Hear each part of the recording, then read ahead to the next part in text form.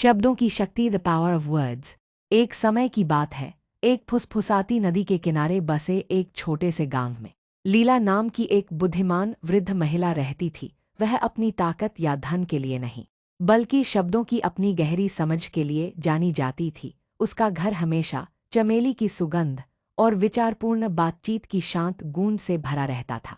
एक दिन रोहन नाम का एक जवान और उग्र युवक, जो अपने तेज गुस्से और उससे भी तेज जबान के लिए जाना जाता था, लीला के दरवाजे पर आया। वह दुखी था, उसका चेहरा उदासी से भरा हुआ था। लीला माँ, उसने कांपते हुए आवाज में कहा, मैंने सब कुछ बर्बाद कर दिया है। गुस्से में कहे गए, मेरे शब्दों ने मेरे सबसे प्यारे दोस्त समीर को मुझसे दूर कर दिया है। वह कहता है कि वह मुझे फिर कभी नहीं देखना चाहता। लीला ने धैर्यपूर्वक उसकी बात सुनी और उसे एक गर्म हर्बल चाय का प्याला दिया। फिर उसने अपनी दीवार पर लगी एक साधारण देहाती तस्वीर की ओर इशारा किया। बिल्कुल वैसी ही जैसी आपने दिखाई है रोहन, उसने धीरे से कहा। उसकी आंखें प्राचीन ज्ञान से चमक रही थीं। इस पर ध्यान से देखो, यह कहता है, बोलते समय सावधान रहें, क्योंकि एक छड़ी केवल हड्डियां तोड़ती है, लेकिन शब्द रिश्ते तोड़ते हैं। रोहन ने तस्वीर को देखा, फिर लीला की ओर देखा। उसकी आंखों में समझ की एक हल्की सी चमक थी। लेकिन शब्द छड़ी से ज्यादा मजबूत कैसे हो सकते हैं? उसने अभी भी उलझन में पूछा।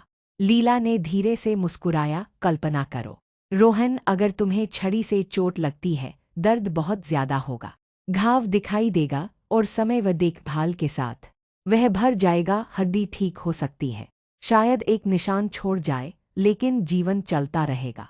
अब उन शब्दों की कल्पना करो जो तुमने समीर से कहे। वे शारीरिक नहीं थे, फिर भी उन्होंने उसके दिल को छेद दिया। उन्होंने एक ऐसा घाव बना दिया जो अदृश्य है।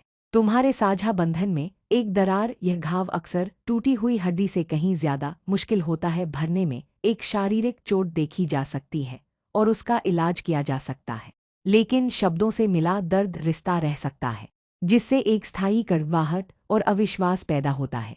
एक छड़ी एक हड्डी तोड़ सकती है, जो शरीर का एक हिस्सा है, लेकिन कठोर शब्द एक रिश्ता तोड़ सकते हैं, जो आत्माओं का बंधन है, साझा अनुभव, विश्वास और प्रेम से बुनी हुई एक कपड़ा टेपेस्ट्री। पूर्णविराम, जब वह कपड़ा फट जाता है, तो उसे उसकी मूल शक्ति और सुंदरता में वापस लाना अविश्वसनीय रूप से कठिन होता है।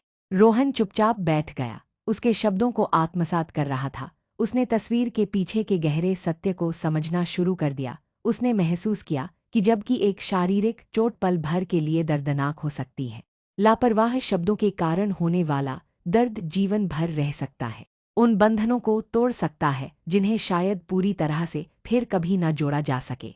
उस दिन से रोहन ने अपने शब्दों को सावधानी से चुनने का एक सचेत प्रयास किया, उनकी विशाल शक्ति को समझते हुए कि वे या तो बना सकते हैं या गिरा सकते हैं, ठीक कर सकते हैं या घायल कर सकते हैं।